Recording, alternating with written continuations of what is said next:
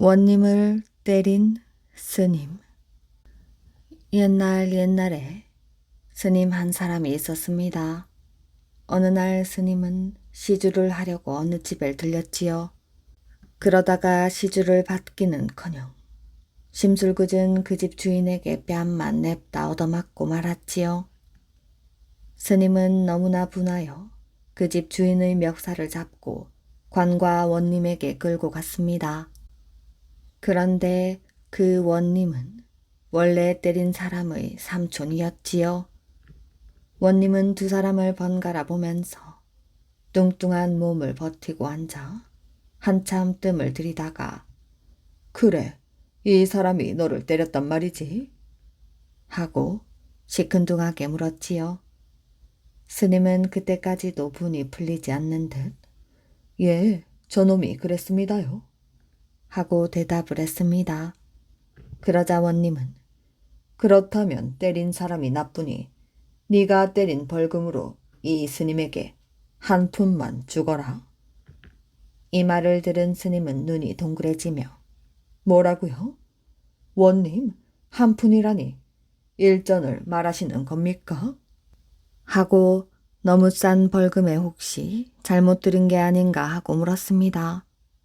그러고는 가만히 생각하다가 너무나 어처구니가 없어서 뺨 맞은 대가가 일전뿐이라니 그게 말이나 됩니까?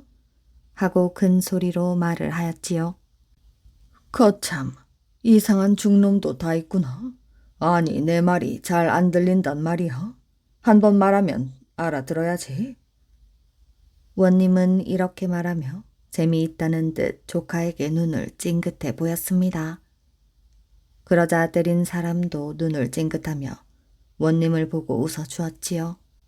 바로 그때 스님의 손이 번개처럼 쳐들리더니 원님의 뺨에서 불꽃이 튀겼습니다. 스님에게 몹시 얻어맞은 원님은 화가 머리끝까지 솟아올랐지요. 이놈, 이게 무슨 짓이냐? 하고는 물고 있던 담뱃대를 탕탕 두드렸습니다. 그러자 스님은 조금도 겁내는 기색 없이 태연하게 말을 했지요. 벌금이 너무 싸도 싸기 때문에 저도 한번 때려보고 싶어서요. 소승이 원님을 때린 벌금으로 이분에게서 받은 그 일전 한 푼을 그대로 드리겠사오니 그걸 받으십시오. 그럼 소승은 이만 물러갑니다. 용을 본 재상. 옛날 하연이라는 재상이 있었습니다. 이 사람이 젊었을 때 전라감사가 되어서 관내를 도는 일이 있었지요. 하루는 남원 땅에 이르러 점심을 먹으려고 쉬고 있는데 잠깐 졸고 있었답니다. 그때 꿈에 어떤 노인이 나타나 지금 내 손자 5이 당신 반찬감이 되어 죽게 되었으니 살려줄 수 없느냐고 현몽을 하였지요. 잠을 깬 하연은 꿈이 이상하여 관숙에게 반찬감에 쓰려고 하는 것이 무엇이냐고 물었답니다. 그러니 이제 방금 들어온 잉어 5마리가 있다고 하였습니다. 하연은 그 잉어를 가져오라 해가지고 손수 강에다 도로 넣어주었습니다. 그날 밤 꿈에 그 노인이 나타나 아들 5의 목숨을 살려주어 고맙다고 치사하고 소원이 있으면 말을 하라고 했습니다. 하연은 나는 벼슬이 감사에까지 오르고 이런 태평한 세상에서 잘 살고 있어. 이 위에 더 바랄 것이 없소만은 용이 있다는 말을 듣고 있으나 한 번도 볼 일이 없으니 용이나 한번 보게 해주시오. 하고 말했습니다. 노인이 그 말을 듣더니 내일 이 앞으로 흐르는 강가에 나와보라면서 사라졌지요. 다음날 하연은 강가로 나가보았습니다. 맑은 날씨가 흐려지고 검은 구름이 모여들고 비가 쏟아지며 강물 속에서 말머리 같은 것이 쑥 나왔다가 다시 물 속으로 들어갔다가 하늘로 올라갔지요. 그래서 하연은 소원대로 용을 보게 되었답니다. 하연은 그 뒤에 벼슬이 차차 높아져서 정승까지 되었지요. 나이도 늙고 해서 부천 땅의 소래산에다 몇 자리를 봐두고 거기에다가 회나무를 많이 심어 놓았지요. 100년 후에 그 회나무는 잘 자라서 무성하게 되었지요. 그런데 하연의 후손들이 못나서 그 회나무를 인천에 사는 소금 장수에게 팔아 곧 베이게 되었답니다. 그러한 무렵 부천에서는 이상한 일이 일어났지요. 부천 부사로 내려오는 사람은 도임하는 날 죽은 일이 일어났습니다. 그래서 이번에는 조정에서 힘도 세고 담력도 있는 사람을 뽑아 부천 부사로 보냈지요. 이 새로 내려오는 부사는 육방 관속을 불러 동원에다 촛불을 환하게 밝히고 자지 않고 밤을 새기로 하였지요. 한밤중이 되니 갑자기 벽제 소리가 나더니 제상의 조복을 입은 분이 나타났습니다. 부사는 이것을 보고 밖으로 내려와 이 제상을 모시고 동원으로 올라와서 좋은 자리에 앉혔습니다. 제상이 말을 하였지요. 나는 아무 때의 제상 하연이요. 내게 한 가지 소원이 있어서 부사에게 와서 그 소원을 말하려 하면 부사는 질에 놀라서 죽고 해서 여러 부사가 갈렸는데 이제 와서 보니 새 부사는 나를 봐도 죽지 않고 나를 맞아주니 이제야 처음으로 소원을 말하게 됐소. 소원이 무엇입니까? 부천의 소래산에 내 묘가 있고 그 묘 근처에서 살았을 때 회나무를 많이 심어두어 죽은 뒤로는 달이 밝고 이슬이 맑은 밤에는 내 혼이 거기 내려가서 노는데 못난 자손이 그 회나무를 인천 소금장수에게 팔아 넘겨서 조만간 그 나무를 다 베어버리게 됐소. 그 나무를 다 베어버리면 나는 다시는 놀 수가 없소. 그러니 부사는 그 나무를 못 베도록 해줘. 하고 말을 했습니다. 부사는 하연이라는 재상이 훌륭한 재상이었다는 사실을 알고 있었으므로 그렇게 하겠다고 약속을 하였지요. 다음 날 새로 도임한 부사는 관속을 인천으로 보내어 그 회나무는 옛날의 이러이러한 훌륭한 재상이 심어놓은 나무이니 아무리 돈을 주고 샀더라도 베지 말라고 좋은 말로 타일렀습니다. 소금 장수도 그러한 나무라면 베지 않겠다고 다짐을 했지요. 그래서 그 소래산의 회나무는 베지 않게 되었습니다. 다음 날 허연의 영혼이 부사에게 찾아와 소원을 풀어주어 고맙다는 인사를 하였지요. 그러한 일이 있은 뒤 하연의 영혼은 가끔 이 부사한테 놀러와 여러 가지 이야기를 하고 갔습니다. 이러한 일이 자주 있게 되니 부사는 좀 불안하게 되었지요. 하연이 재상이었기 때문에 같이 상대하기도 거북했지만 죽은 영혼이 산 사람에게 자주 찾아오게 되면 무슨 화를 입진 않을까 하는 생각이 들었습니다. 어느 날 하연의 영혼이 찾아와서 이런 이야기 저런 이야기를 하였습니다. 그때 부사는 하연의 영혼을 보고 사람이 죽으면 그 영혼은 몇 년 동안이나 혼령의 힘을 부릴 수가 있느냐고 물었지요. 하연은 사람에 따라서 다르다고 말했습니다. 보통 사람은 죽으면 그 혼령의 힘이 바로 없어지지만 큰 사람은 몇백 년 가도 없어지지 않소. 부사는 대감 혼령의 힘은 몇백 년이나 부릴 수 있게 됩니까? 라고 물었지요. 하연은 나 같은 사람의 혼령의 힘은 한 500년 가지 하고 말했지요. 부사는 그 말을 듣고 제 혼령의 힘은 얼마나 갈까요? 하고 물었습니다. 하연은 사또는 인물이 영특하고 담도 크니 한 300년은 갈 거요. 했습니다. 부사는 죽은 사람의 혼은 싫어하는 것이 있습니까? 라고 물었습니다.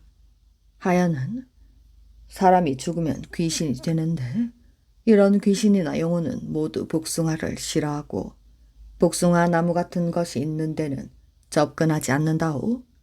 라고 말을 했지요. 그 후 어느 날 하연의 혼은 또 부사를 찾아왔습니다.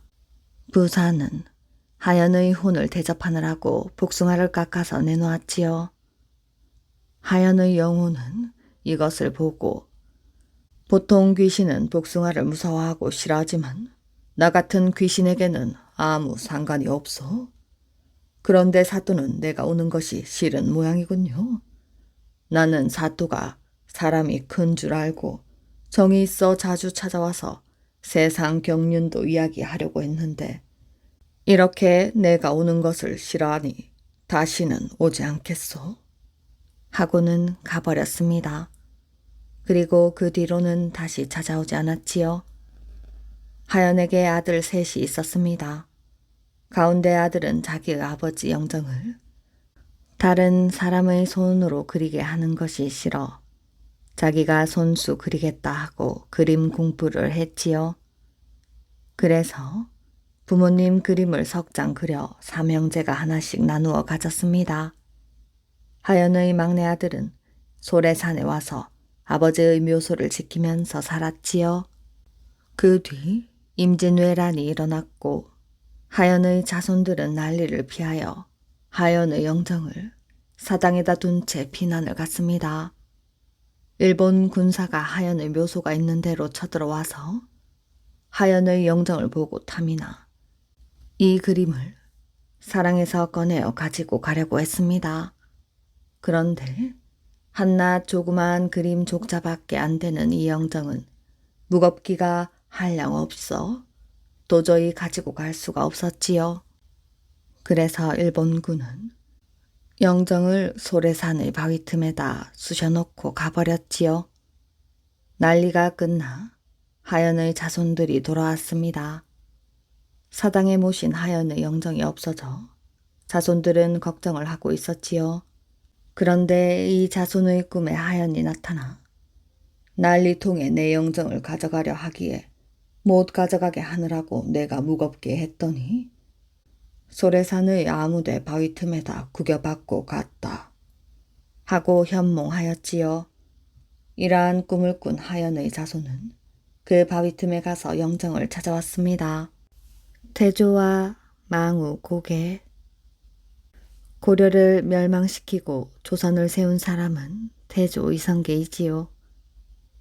태조는 한양을 조선의 도읍지로 정하고 궁궐과 종묘사직, 관할을 지었습니다. 그리고 북악산, 인왕산, 남산, 낙산을 잇는 성도 쌓았지요. 태조는 나라의 기초를 세웠다고 생각하니 흐뭇하기만 했답니다. 이제 됐다. 나라의 기초를 세웠으니 내 후손들이 이 나라를 잘 다스려 주겠지. 그러나 태조는 이내 고개를 저었지요. 아직 내가 죽어 묻힐 맷자리를 찾지 못했잖아. 그런데 어찌 후손이 잘 되기를 바라는가? 태조는 풍수지리에 관심이 많았습니다. 성을 쌓고 사대문을 낼 때 남쪽에 있는 관악산에 불기운이 있다고 하자 그것을 막을 비책으로 산 위와 남대문 앞에 연못을 팠지요. 또한 불기운을 막으려면 남대문이 늘 깨어 있어야 한다며 숭례문이라고 쓴 현판을 세로로 달았답니다. 당시 사람들은 후손들이 복을 받고 잘 되려면 조상의 맷자리를 잘 써야 한다고 믿었지요. 그래서 용하다는 직관들을 불러 명당 자리를 찾게 했습니다. 나도 이제 죽을 날이 얼마 남지 않았어. 후손들을 위해서라도 내가 묻힐 좋은 맷자리를 구해야 한다. 그렇지 않으면 어렵게 세운 이 나라 왕가가 번창하지 못하고 무너질 수도 있어. 태조는 이런 생각을 하니 초조하고 근심스러웠지요. 그래서 용하다는 직관들을 불러 자신이 묻힐 명당 자리를 찾게 했습니다. 직관들은 방방곡곡으로 흩어져 명당 자리를 구하러 돌아다녔습니다. 하지만 여러 달이 지나도 명당 자리를 찾았다는 소식은 들리지 않았지요. 오늘도 소식이 없는가? 명당 자리를 찾기가 이리도 어렵고 힘들단 말인가? 태조는 답답한 마음에 긴 한숨을 내쉬었지요. 이들만 믿고 더 이상 기다릴 수 없다. 여봐라. 전국에 있는 지간들을 모두 대궐로 오라는 방을 써붙이거라. 태조의 명에 따라 전국에는 이런 내용의 방이 나붙었습니다. 풍수지리에 밝아 땅을 볼 줄 아는 직관들이 대궐로 모여들었지요. 태조는 이들을 한자리에 불러놓고 이렇게 말을 했습니다. 내가 죽어 묻힐 좋은 맷자리를 구해주시오. 명당 자리를 찾아내 근심을 덜어주는 사람에게는 큰 상을 내릴 것이오. 대궐 마당을 가득 메운 직관들은 뿔뿔이 흩어졌습니다. 저마다 명당 자리를 찾아 돌아다녔지요. 며칠 뒤부터 대궐로는 명당 자리를 찾았다는 소식이 날아들었습니다. 그래서 기쁜 마음에 찾아가 보면 저마다 한두 가지씩 흠이 있었지요. 결국 아쉬운 마음으로 발길을 돌릴 수밖에 없었습니다. 그러던 어느 날 지금의 경기도 구리시 쪽으로 떠났던 직관으로부터 연락이 왔습니다. 명당 자리를 찾았다는 것이지요. 태조는 또 허탕을 칠까봐 이번에는 신하들과 다른 직관들을 불러 그곳으로 보내어 알아보게 하였습니다. 전하, 틀림없습니다. 천하제일의 명당이옵니다. 그게 정말인가? 내 눈으로 직접 봐야겠다. 태조는 신하들과 직관들을 앞세워 경기도 구리시 인창동에 있는 동구릉터를 찾아갔습니다. 직관이 찾았다는 명당 자리는 거만산 아래에 있었지요. 과연 좋구나. 틀림없는 명당이야. 드디어 내가 누울 자리를 찾았구나. 동구릉터를 둘러본 태조는 명당 자리를 확인하고 크게 기뻐했답니다. 일행은 한양으로 돌아오는 길에 고개를 넘게 되었지요. 고갯마루에서 가마를 태우고 쉬는데 저 멀리 동구릉 일대가 내려다 보였습니다. 태조는 만족스러운 얼굴로 중얼중얼 거렸지요. 이제야 오랜 근심을 잊게 되었구나. 이때부터 태조가 가마를 세우고 쉬었던 고개는 근심을 잊은 고개라 하여 망우고개라 불렀고 그 산은 망우산, 그 동네는 망우리가 되었습니다. 아주 유명한 점쟁이, 옛날 어느 곳에 점을 잘 치기로 유명한 장님 한 사람이 있었지요. 이 장님은 점을 어떻게나 잘 치는지 별명이 점귀신이었습니다. 이제 점귀신이라고 하면 모르는 사람이 없을 만큼 널리 알려졌지요. 어느 날 한 사람이 집에서 낳은 송아지를 마치 사람처럼 속여서 점을 치러 왔습니다. 장님은 낳은 날짜와 때를 물어보고는 한참 생각에 잠겼지요. 그리고는 고개를 갸웃거렸습니다. 4살 되는 해에 몸이 찢겨져 죽을 발자로군요. 그런데 이것은 사람이 아니라 가축일 것이요. 사람이 어찌 그같이 참혹하게 죽겠소? 아니, 그것이 어떻게 가축이란 걸 아셨지요? 이 사람은 장님을 골려주려고 하다가 오히려 큰 망신을 당하고 쫓겨났습니다. 4년 후 이 사람의 아들은 마침내 장가를 들게 되었지요. 저 소를 잡도록 해라. 이렇게 하인들에게 영을 내려놓고는 아차, 과연 그 점장이의 말이 맞았구나. 4살 되는 해에 몸이 찢겨서 죽는다고 했지. 또 한 번은 이런 일이 있었습니다. 어떤 사람이 박을 심고 나서 점을 치러 왔지요. 이번에 우리 집 아들 하나가 태어났는데 앞으로 어떻게 될지 알아봐 주십시오. 아들이라고요? 그렇습니다. 여보슈, 박이구만요. 박. 그런데 이 박은 아무 날 아무 시에 열매도 맺지 못하고 죽고 말겠군요. 이 사람은 박이라는 것을 알아맞히는 장님의 점에 깜짝 놀라고 말았습니다. 그러나 장님이 아무리 점 귀신이라는 별명을 가지고 있지만 믿을 수가 없었지요. 박이라고 하는 것은 씨를 심기만 하고 거름만 알맞게 주면 저절로 잘 자라는 것이기 때문입니다. 이런 생각을 가진 이 사람은 될 수 있는 대로 박이 죽는 것을 막기 위해 애를 썼지요. 자주 박을 들여다보며 공을 들였습니다. 박은 공을 들인 만큼 무럭무럭 잘 자랐지요. 이윽고 박에서 꽃이 피었지요. 하얀 박꽃은 땀스럽게 얼굴을 활짝 폈습니다. 어느 날의 일이었지요. 이 집 하인 하나가 지붕에 올라가게 되었습니다. 비가 새는 것을 막으려고 기와를 갈아 끼웠지요. 그런데 그만 그 하인은 발이 미끄러져 아래로 떨어지고 말았습니다. 아이쿠. 다행히 하인은 엉덩방아만 찧었을 뿐 다치지는 않았지요. 그러나 하필이면 담을 타고 올라가던 박넝쿨을 밑둥을 꺾어버리고 말았습니다. 아니 어쩌자고 박넝쿨을? 하고 이 사람이 생각을 해보니 점귀신이 말한 대로였지요. 과연 용하구나. 바로 오늘 박이 죽을 줄이야. 하고 탐복을 하였지요. 그런데 이번에는 또 이런 일이 있었습니다. 선비 한 사람이 점을 치러 왔지요.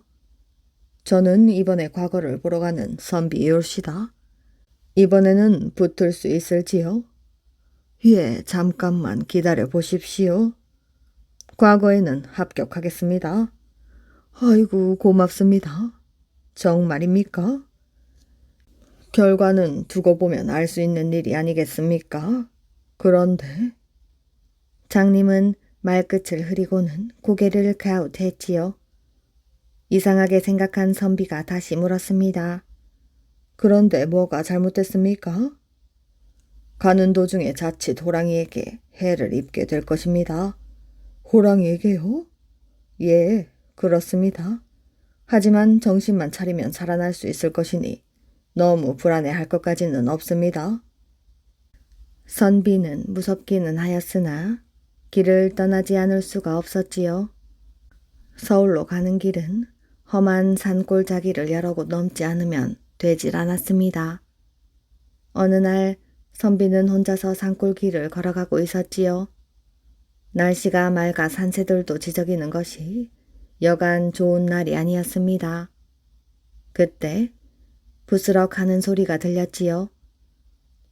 선비가 발걸음을 멈추고 소리 나는 쪽을 보았습니다. 장님 점쟁이가 하는 말이 떠올랐지요. 호랑인가? 그러나 나타난 것은 호랑이가 아니라 산도둑이었습니다. 이놈! 산도둑이 무서운 얼굴을 하고 소리를 쳤지요. 아이고 내가 이제 죽게 되는구나. 이놈! 가지고 있는 돈을 다 내놔라. 예, 알겠습니다. 선비는 가지고 있던 돈을 몽땅 내놓았습니다. 이것뿐이냐? 예, 이젠 없습니다. 도둑은 돈을 챙기고는 이 선비의 얼굴을 한참 보는 것이었지요. 선비의 마음은 콩알만해졌습니다.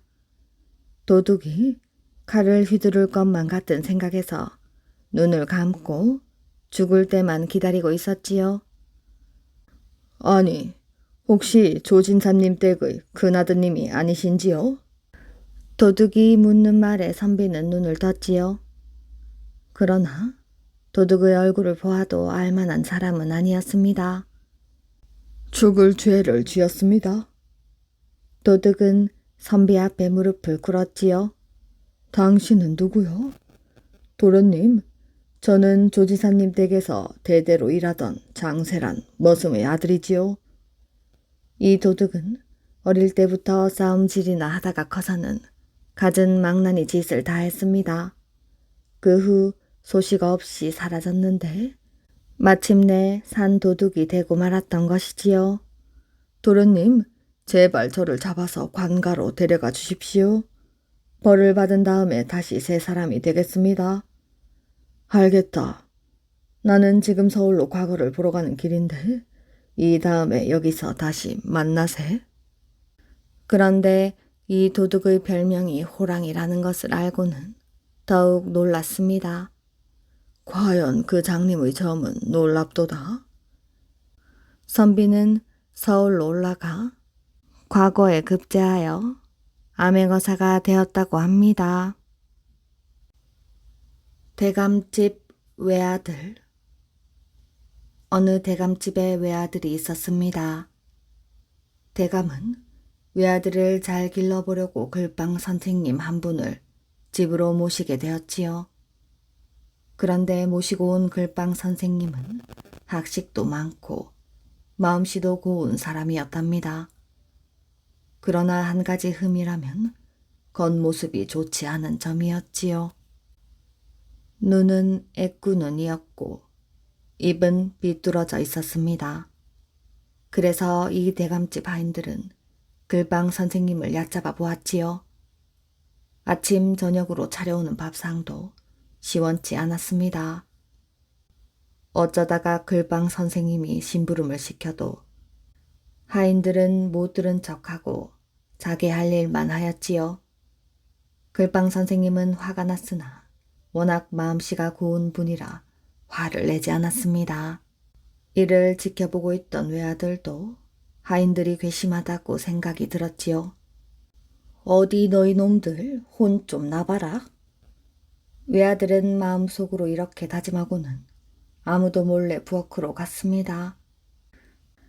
잔장 속에 들어있는 아버지 은수저를 꺼내어 감추어 버렸지요. 이튿날 아침 밥상을 차리던 하인들이 벌쩍벌쩍 뛰었습니다.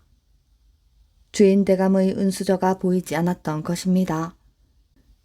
만약 이 일을 주인 마님이 알았다면 큰일이 나는 것이지요. 아이고, 이 일을 어떡한담? 부엌 일을 맡아보던 아줌마가 머리를 움켜잡고 끙끙 앓고 있었지요. 하인들도 마찬가지였습니다. 안 되겠다. 나는 무당에게 가서 물어보고 올 테니 너는 점쟁이에게 물어보고 오너라. 알았어. 하인들은 윗마을 아랫마을로 뛰어갔습니다. 그러나 이 집 외아들은 모른 척하고 한 하인에게 물었지요. 왜들 그러느냐? 도련님. 하인은 시치미를 떼었지요. 왜 이리 소란스러우냐 말이다. 아무 일도 아닙니다. 아무 일이 아니라고? 뭐가 없어진 모양이구나. 아이고, 도련님, 제발 입을 좀 다물어 주십시오. 그래? 도대체 무슨 일인지 알아야 입을 다물든지 말든지 할 것 아니야? 그제서야 하인은 실토를 하였지요. 실은 주인 대감님의 은수저가 없어졌습니다. 뭐? 은수저가? 그러니 제발 말씀하지 말아 주십시오. 큰일이구나. 어떻게 있기에 은수저가 없어졌지? 간밤에 없어진 것이 분명합니다요. 참, 좋은 수가 있어. 글방 선생님께 여쭈어 보거라. 글방 선생님은 학식도 많으실 뿐 아니라 점도 잘 치는 명인이시니까. 정말 그렇겠군요. 하인의 얼굴이 밝아졌지요. 하인은 다른 하인들에게 이 이야기를 전하고 대표 두 사람을 뽑아 글방 선생님께 찾아가기로 하였습니다. 선생님, 계십니까? 두 하인이 글방 선생님의 방 앞에서 허리를 굽신거리며 아침 문안을 드렸지요. 놀려대던 하인들이 오늘 아침에는 식혜까지 떠가지고 굽신거리는 것이었습니다. 그래, 누구요? 안에서 글방 선생님의 목소리가 들려왔지요. 저희들입니다요. 웬일이냐? 잠시 안에 들어가서 말씀드려도 괜찮겠습니까? 들어오게. 그래, 무슨 일인고? 선생님, 저희들을 살려주십시오. 실은 대감님의 은수저를 잃어버렸습니다. 선생님께서 점을 좀 쳐주십시오. 뭐? 은수저가 없어져? 글방 선생님은 속이 타는 듯 가지고 온 식혜를 한 모금 마셨지요. 이 집에 와서 처음 마셔보는 식혜였습니다. 제발 좀 가르쳐 주십시오. 하인들은 연신 꾸벅거리며 절을 하였지요. 그럼 어디 한번 점을 쳐볼까? 선생님은 책상 앞에 앉아서 점치는 사람의 신용을 하였답니다.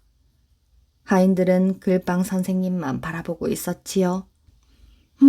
아주 가까운 곳에 있는걸. 선생님의 말에 하인들은 서로 얼굴을 쳐다보다가는 선생님, 어디에 있습니까? 동남쪽에 있군, 그래? 동남쪽이라면 어디지요? 이 사람들아, 정신을 좀 똑바로 차려야겠어. 동남쪽이라면 우물이 있는 쪽이 아닌가? 우물 근처의 돌밑을 찾아보거라. 그러면 틀림없이 은수저가 나올 테니. 아이고, 선생님 정말 고맙습니다. 이 은혜를 어떻게 갚아야 하겠습니까? 어서 가보기나 하거라. 글방 선생님은 헛기침을 몇 번 하고 나가는 하인들을 바라보며 빙그레 웃었답니다. 하인들은 곧 우물가의 돌밑을 찾아보았지요. 과연 글방 선생님의 말대로 돌밑에서 은수저가 나왔답니다. 그것은 외아들이 은수저를 숨겨놓고는 선생님과 짠 연극이었습니다. 이러한 일을 모르는 하인들은 글방 선생님이 귀신 같은 사람이라고 생각을 하게 되었지요. 이러한 일이 있고부터는 글방 선생님을 존경하게 되었지요. 그뿐만 아니라 선생님을 놀리는 일도 없어졌습니다. 아침 저녁으로 글방 선생님 밥상에는 맛있는 음식이 가득하였지요. 이럴 때마다 글방 선생님과 외아들은 마주 쳐다보며 킥킥 웃었습니다. 그런데 얼마 전부터 글방 선생님에게는 큰 걱정거리가 하나 생겼지요. 은수저를 찾아낸 후부터 글방 선생님의 점이 유명해졌습니다. 이 집안 식구들이라면 이제 모르는 사람이 없을 정도가 되었지요. 마침내 집 주인 대감의 귀에까지 들어가게 되었습니다. 아니, 우리 집 글방 선생님이 그렇게도 용하단 말인가? 대감은 고개를 끄덕였습니다. 그 무렵 이웃나라 중국 땅에서는 임금의 옥새가 없어지는 큰 소동이 일어났지요. 옥새가 없어지면 임금 자리를 물러나야 했습니다. 넓은 중국 대륙의 점장이란 점장이가 다 모여 점을 쳤지요. 그러나 아무도 알아내는 점장이가 없었지요. 마침내 우리나라로 사신을 보내게 되었습니다. 우리나라 조정에서는 대감들이 모여 여러 가지로 의논을 하였지요. 이때 외아들의 아버지인 대감이 입을 열었습니다. 우리 집 글방 선생이 얼마 전에 은수저를 잃어버린 것을 알아맞혔습니다. 대단한 점의 명인인 것이 분명합니다. 글방 선생님을 한번 보내는 것이 어떠할지요? 그거 참 잘됐군요. 다른 대신들도 찬성을 하였지요. 대감은 그 길로 곧장 집으로 와 글방 선생님을 불렀습니다. 고생이야 되겠지만 중국에 좀 다녀와야겠습니다. 하고 대감이 자세한 사연을 다 말하였지요. 글방 선생님은 펄펄 뛰며 사양을 하였답니다. 그러나 주인 대감은 이미 조정에서 여러 대신들에게 큰 소리를 쳐놓았던 일이었으므로 물러서지를 않았지요. 글방 선생님은 어이가 없었습니다. 그러나 글방 선생님의 이러한 태도를 보고 대감은 진짜 점장이라고 믿었지요. 원래 속이 있는 사람은 겉으로 허풍을 떨지 않고 겸손해하는 법입니다. 제발 사양 말고 떠날 차비를 하십시오. 중국 임금의 옥새를 찾아내는 날에는 우리 모두의 영광이 아니겠습니까? 게다가 황금 100냥의 상금까지 타게 됩니다. 글방 선생님은 일단 자기 방으로 들어왔지요. 그러나 걱정은 떠나지 않았습니다. 이 일을 어떻게 하지? 어떻게 하면 이 일로부터 벗어날 수가 있을까? 글방 선생님은 골치를 앓고 있었지요. 그때 외아들이 싱글벙글 하면서 방 안으로 들어왔습니다. 선생님, 조금도 걱정하실 필요가 없습니다. 중국에 가시게 되었다고요? 어떻게 그걸? 예, 아버지에게 들었지요. 큰일이 났구나. 큰일은 무슨 큰일입니까? 이렇게 하시면 됩니다. 외아들은 글방 선생님의 귀에 입을 가까이 하고 무엇이라고 소근소근 하였지요. 선생님은 고개를 끄덕이면서 알았다고 하였습니다. 선생님의 얼굴이 차츰 밝아졌지요. 다음 날 글방 선생님은 집을 떠나 대감과 함께 조정으로 들어갔지요. 우리나라의 체면이 관계된 일이니 꼭 중국 임금의 옥새를 찾아주고 돌아오기 바라오. 하고 임금께서도 격려의 말을 하였지요. 소인 최선을 다해서 일을 하고 돌아오겠습니다. 글방 선생님은 여러 대감들의 전송을 받으며 길을 떠났습니다. 글방 선생님을 따라가는 신하들도 여러 사람이 되었지요. 중국에 도착한 글방 선생님은 먼저 중국의 임금을 만났습니다. 먼 길을 오시느라고 수고가 많으셨소. 옥새를 꼭 좀 찾아주시오.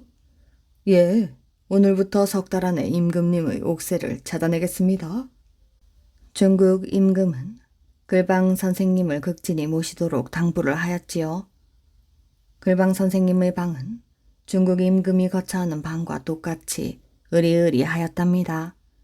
어느덧 2달이 흘렀지요. 글방 선생님은 아침마다 일어나면 꼭 점을 한 번씩 쳤습니다. 어느 날 아침, 이날도 글방 선생님은 점을 쳤지요. 어차, 큰일이 났군. 하는 것이었습니다. 옆에서 시중을 들던 중국 대신들이 깜짝 놀라 물었지요. 큰일이라니 무슨 일입니까? 어쩌녁에 우리 집에 불이 났구먼. 예, 선생님 댁에요. 집이 타버린 건 괜찮지만 사당에 모신 신주가 다 타버렸습니다. 허허, 이를 어떡하지요? 글방 선생님은 마치 현장을 본 것처럼 말하였습니다. 그런 일까지 어떻게 아시는지요? 다 알지요. 그런 일도 모르고서야 어찌 점을 친다고 말할 수가 있겠습니까? 더구나 나는 중국 임금님의 옥새를 찾겠다고 나선 사람이 아니오. 중국의 대신들은 이 사실을 자기 나라의 임금에게 보고하였습니다. 그렇다면 사람을 한번 보내서 사실을 확인해 보도록 하오. 중국 임금도 믿을 수 없다는 듯 사신을 보내기로 하였지요. 사신으로 갔던 사람이 돌아왔습니다. 사실이옵니다.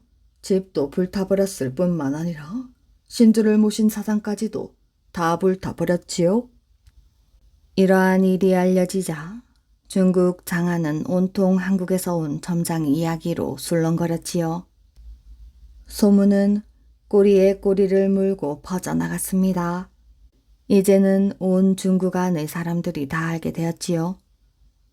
불이 났다는 것도 사실은 외아들이 꾀였습니다. 글방 선생님이 떠나기 전에 이미 짜놓은 연극이었지요. 약속한 날짜와 시간에 불이 나게 하였던 것입니다. 그러니 조금도 이상한 일이 아니었지요. 이리하여 중국에서는 글방 선생님을 귀빈같이 모시게 되었답니다. 일이 이렇게 되고 보니 걱정이 되어 잠을 설치는 사람은 다름 아닌 옥새를 훔친 도둑이었지요. 석 달 안에는 꼭 찾아내겠다고 약속하였으니 그 점치는 명의는 내가 나타나 사과하기만을 기다리고 있는지도 모른다. 어차피 알게 될 바에는 미리 찾아가서 목숨이라도 살려달라고 애원을 해보자. 이렇게 결심한 옥새 도둑은 글방 선생님이 거처하는 방을 찾아갔습니다. 당신은 누구시오? 긴히 말씀드릴 것이 있습니다. 선생님, 살려주십시오. 옥새도둑은 무릎을 꿇고 절을 하며 애원을 하였습니다. 글빵 선생님은 이 사람이 옥새도둑이라는 것을 알아차렸지요.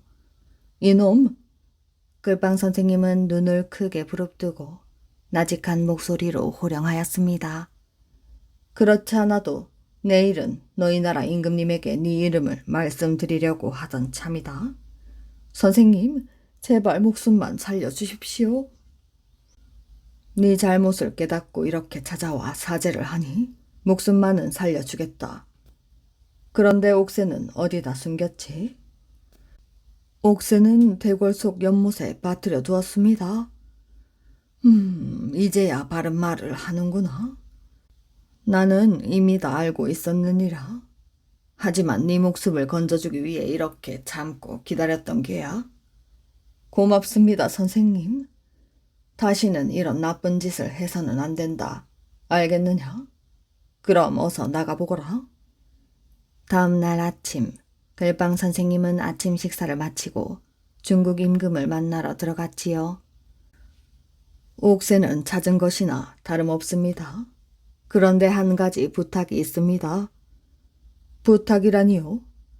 옥새를 훔쳐간 사람은 묻지 말아 주십시오. 옥새만 찾는다면 묻지 않으리다.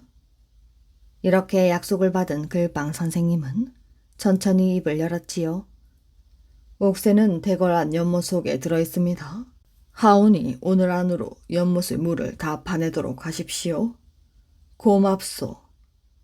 중국 임금은 곧 대신들에게 명령하여 궁궐 안의 연못물을 퍼내게 하였습니다. 1000명이나 되는 일꾼들이 연못물을 퍼내기 시작하였지요. 넓은 연못물이 잡시간에 바닥이 드러나기 시작하였습니다. 옥새는 무사히 다시 중국 임금의 손에 건네졌지요. 과연 명인이시오. 이 은혜를 무엇으로 갚아야 할지. 중국 임금님은 미리 약속한 대로 황금 100냥을 주었지요. 중국의 비단도 여러 필 선물로 주었답니다. 그런데 선생, 옥새를 훔쳐서 연못 속에 빠뜨린 사람은 누구지요? 그것은 묻지 않기로 약속을 하시지 않았습니까? 참 그렇군요. 내가 묻지 않기로 했지요. 알겠소이다. 글빵 선생님은 큰 공을 세우고 우리나라로 돌아왔습니다. 그 뒤 글빵 선생님의 평판은 더욱 높아만 갔습니다. 글빵 선생님은 걱정이 태산 같았지요. 또 언제 누가 점을 쳐달라고 할지 모르는 일이었기 때문입니다. 이때 외아들이 글빵 선생님에게 묘안 한 가지를 가르쳐 주었지요. 선생님, 한 달쯤 자리에 누워 계십시오. 몸이 아프다고 하시고요. 일어나신 다음부터는 병을 앓고 났더니 점을 칠 수 없게 됐다고 소문을 내십시오. 그러면 선생님은 무사하실 것입니다. 과연 네가 명인이로다. 이런 일이 있고부터 글빵 선생님에게 점을 쳐달라는 사람이 없어졌습니다. 범인을 찾아낸 양자. 옛날 어느 정승이 스라의 자식이 없어 근심으로 나를 보내었습니다. 정승이라면 임금님 다음 지위에 들고 권세가 나는 새도 떨어뜨릴 만하다고 하는데도 자식이 없는 생각만 하면 한숨이 절로 났답니다. 잘 먹고 잘 살아도 자기의 대를 이을 자식이 없으므로 부귀영화가 뜬구름 같기만 하였습니다. 정승은 생각 끝에 양자를 데려오기로 하였답니다. 내가 직접 돌아다니며 양자를 구해야지. 정승은 발벗고 나섰지요. 그러나 서울에는 양자감으로 마땅한 아이가 없었습니다. 정승은 전국을 누벼서라도 마땅한 아이를 찾기로 마음먹었지요. 정승은 충청도로 향했습니다. 강정승이 양자를 구하러 다닌다구먼. 누가 강정승의 양자가 될지 발자 한번 늘어지겠는걸. 사람들은 만나기만 하면 이 이야기를 하였지요. 사람들은 모두 자기 아들을 그 정승의 양자로 보내고 싶어 하였습니다. 정승은 충청도에서도 양자를 구하지 못하고 전라도로 갔습니다. 전라도 감사는 미리 양자감을 여러 명 구해놓고 정승을 맞았지요. 정승은 그 아이들을 하나하나 살펴보았습니다. 아이들은 대부분 고개를 들지 못하고 딱딱한 자세로 서 있었지요. 고개를 들라. 정승이 말을 했습니다. 고개를 든 아이들은 감히 정승을 바라보지 못하고 무서워서 떨고 있었지요. 그런데 한 아이만은 달랐습니다. 그 아이는 정승을 쏘아보더니 눈길이 마주치자 씩 웃었지요. 그 녀석 참 당돌하구나. 정승은 그 아이를 불렀습니다. 그 아이는 앞에 서 있는 아이들을 두 손으로 떼밀며 의젓하게 걸어와서는 큰 절을 하였지요. 제가 마음에 드십니까? 정승은 그 아이의 야무진 말씨에 깜짝 놀랐습니다. 씩씩해서 좋군. 정승은 무엇보다도 그 아이의 눈빛이 마음에 들었지요. 네가 내 양자가 되어주겠느냐?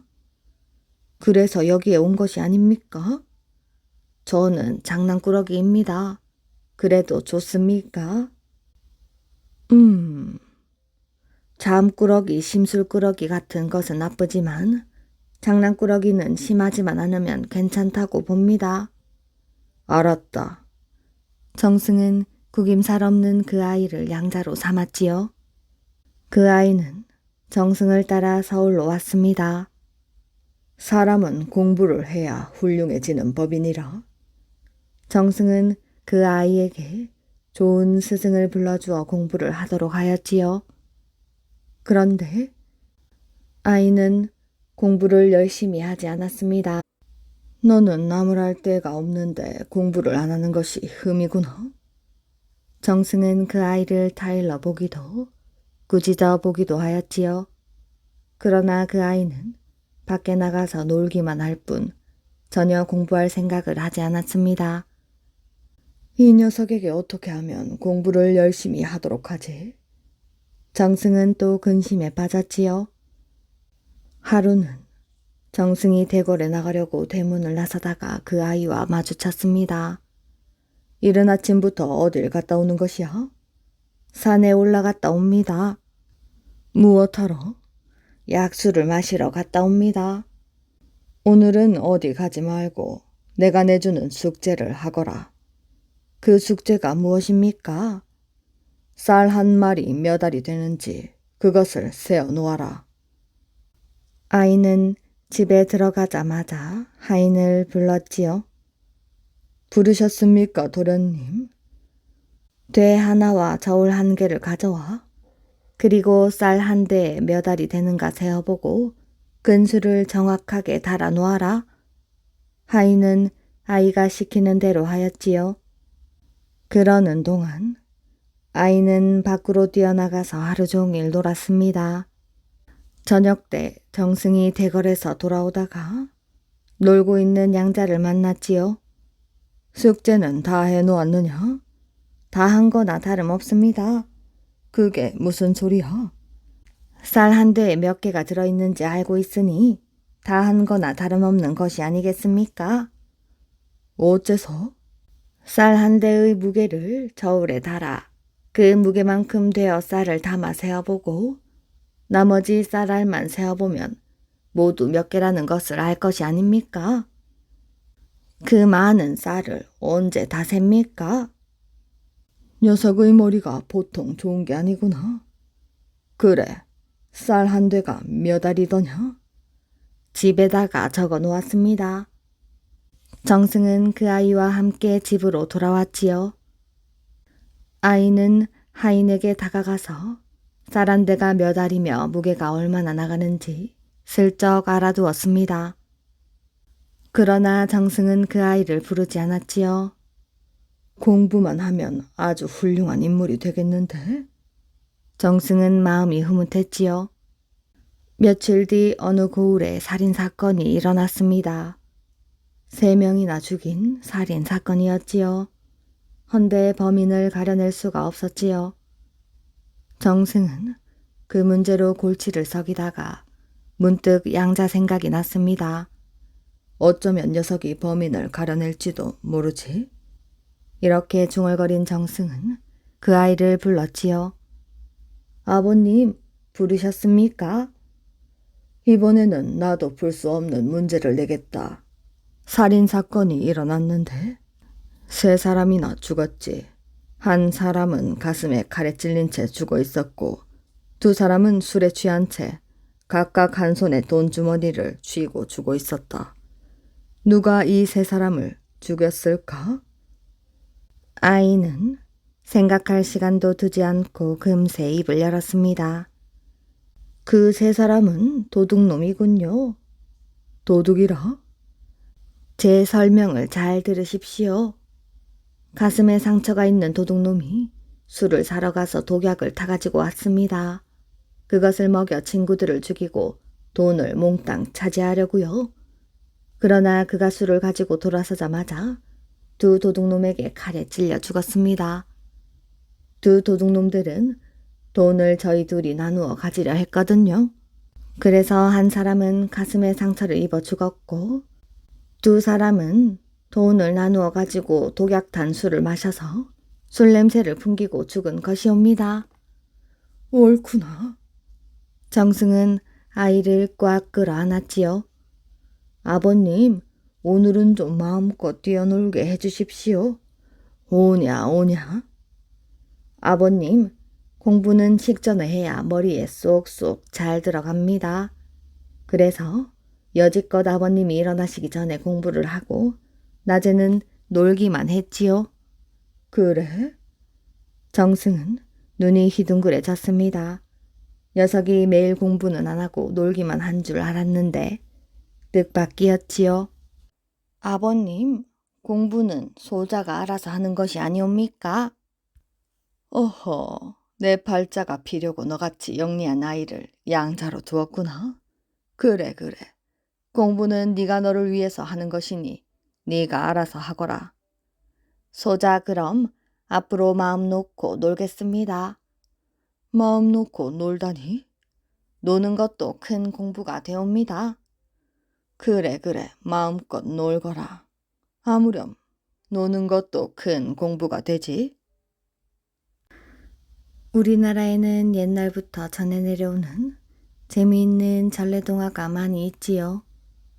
전래동화 속에는 세상 사는 데 필요한 지혜와 지식을 일깨워주는 많은 이야기가 있습니다. 지혜롭고 재미있는 이야기 들으시면서 편안한 밤 되셨나요? 오늘의 이야기 여기까지입니다. 오늘도 편안한 밤 되시길 바랍니다.